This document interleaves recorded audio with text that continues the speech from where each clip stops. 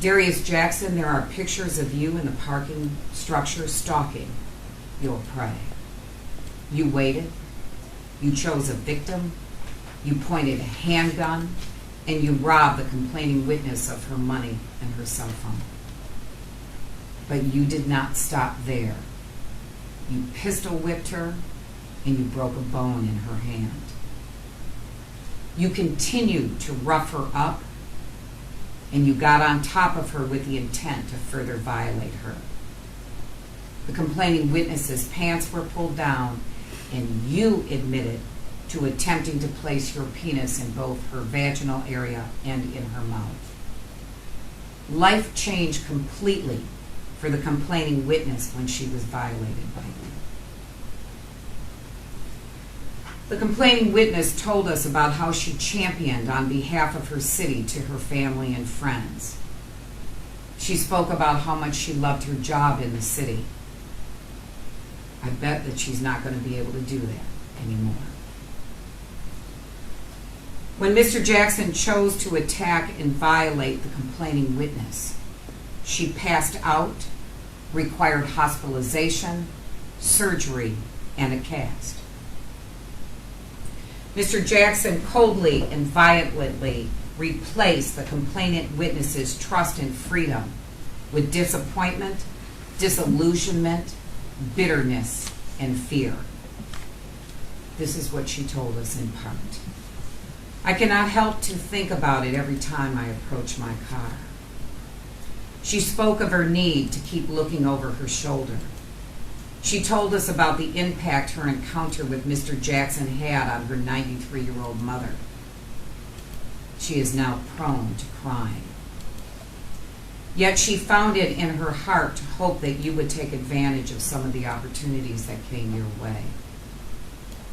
Yet I, too, would like an answer to the question she posed. Did you turn yourself in because you had a conscience? As your attorney so desperately wants us to believe? Or did you turn yourself in because you could not escape your pictures being shown over and over on television? I too hope it's the former. Few things are more unacceptable than the facts before me. It is easy to conclude that Mr. Jackson is a menace to and a danger to our society, and there should be considerable consequences for his actions. I have already stated that I will not break this agreement reached by all parties as outlined in the settlement offer and notice of acceptance. But I do intend to have some final words regarding the fact that an argument for leniency towards Mr. Jackson was shown. In part, Mr. Jackson, you are only 26 years old. You will become eligible for parole when you are 44 years old. Perhaps with some good genes, you'll live to a ripe old age and get to put this all behind you, and you too can become a productive member of our society. Let's hope so, both for your sake and the sake of our society, because all of us have a right to not have to look over our shoulders. We all have a right not to be scared. We all have a right to be safe in our homes without locks on our doors and without eyes in the back of our head. However, there is no doubt that the complaining witness will always be nervous and scared when she leaves her home. She will likely look over her shoulders every time she is out. She will be reminded of this horrific event every time her arm and hand no longer moves like it once did before it was broken in this senseless act of violence. She will likely flinch every time a man moves to gently caress her. And I wonder if she will ever be able to trust another with her body.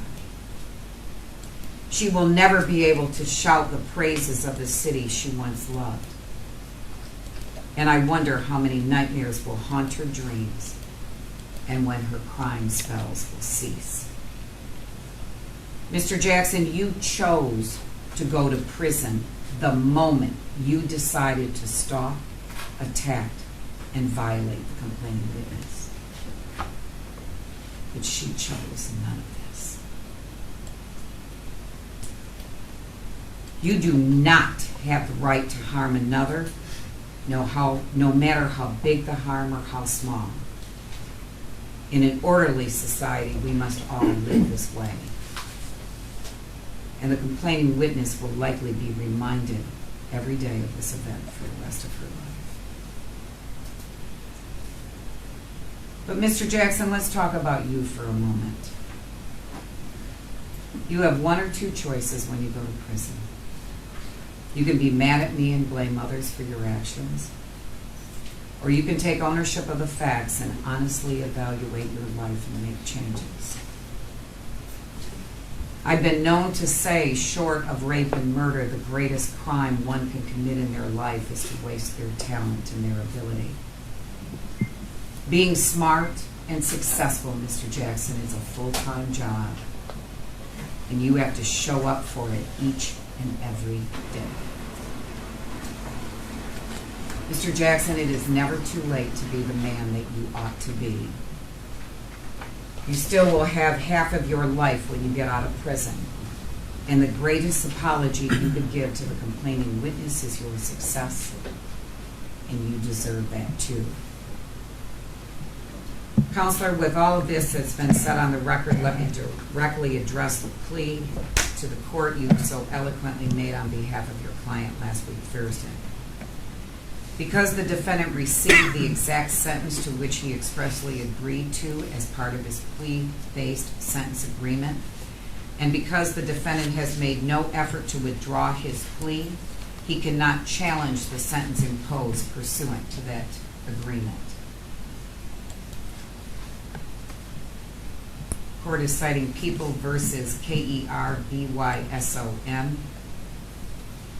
Additionally, if the court's exclusive authority to impose a sentence does not allow it to be enforced, does not allow this court to enforce only parts of that bargain. The court may not keep the prosecutor's concession by accepting a guilty plea to reduce charges or less counts, and yet impose a lower sentence than the one for which the prosecutor and the defendant bargained. When the court receives information that in its judgment dictates a lower sentence, I must alert the prosecutor of the sentence it intends to impose and allow the prosecutor to withdraw their plea offer. Yes. And finally, the court would also cite Michigan Supreme Court in People versus Lockridge held that even though guidelines are no longer mandatory, they remain highly relevant considerations in the trial court's exercise of the sentencing discretion. Additionally, the Lockridge court ruled that a sentencing court no longer has to state substantial and compelling reasons to depart from the guidelines, and a departure is reviewed by the appellate court for reasonableness. The Lockridge court also noted that this system will still help avoid excessive sentencing disparity while maintaining flexibility sufficient to individualize sentences where necessary. This sentence was agreed to, as noted also by the defendant's signature on the settlement offer and notice of acceptance. This sentence is within the guidelines, and it is sufficient when also considering the reformation of the offender, the protection of our society, the disciplining of the wrongdoer, and a deterrence to others for committing like offenses. Therefore, it is the sentence of this court, and the court will follow the sentencing agreement and sentence Darius Jackson to 16 to 30 years for armed robbery, 4 to 10 years for criminal sexual conduct, assault with intent to commit criminal sexual conduct involving penetration. That is count 2 and 3 of the felony information.